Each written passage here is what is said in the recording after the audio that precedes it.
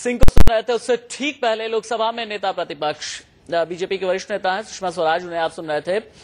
सुषमा स्वराज ने ये कहा कि हमारा जो ध्येय होना चाहिए वो ये होना चाहिए कि सुशासन संकल्प और भारतीय जनता पार्टी विकल्प, भाजपा विकल्प, ये एक बात उन्होंने कही। इसके अलावा उन्होंने कहा कि 6 राज्यों में इस साल चुनाव होने जा रहे हैं। वो राज्य है झारखंड का है, वो कर्नाटक का राज्य है, वो राजस्थान है, वो दिल्ली है, वो एमपी है, वो छत्तीसगढ़ है। ये तमाम राज्यों की उन्होंने याद दिलाई। इसके अलावा उन्होंने ये भी कहा कि हमारे लिए आत्ममंथन का वक्त है, हमारे लिए आत्मचिंतन का वक्त है, हमारे लिए आत्मविश्लेषण का वक्त है। उन्होंने याद दिलाया कि किस तरह से हिमाचल प्रदेश में हमने अच्छा काम किया, लेकिन हमारी सरकार दोबारा नहीं आई है और हम जीत नहीं पाए। उन्होंने याद दिलाया कि उत्तराखंड में भी हमने अच्छा काम किया था, हमारी सरकार दोबारा नहीं आई, हम जीत नहीं पाए।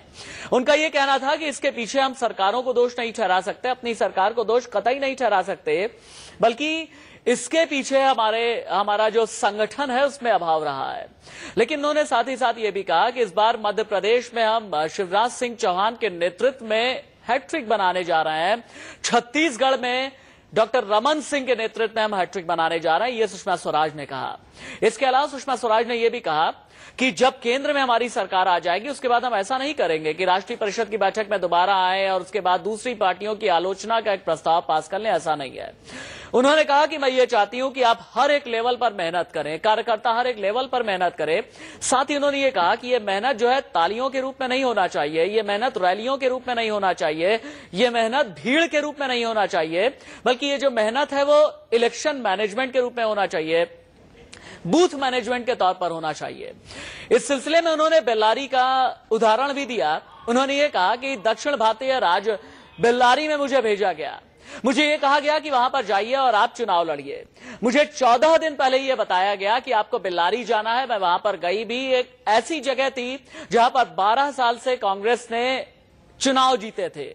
वहां पर कांग्रेस की तत्कालीन अध्यक्षा चुनाव लड़ रही थी।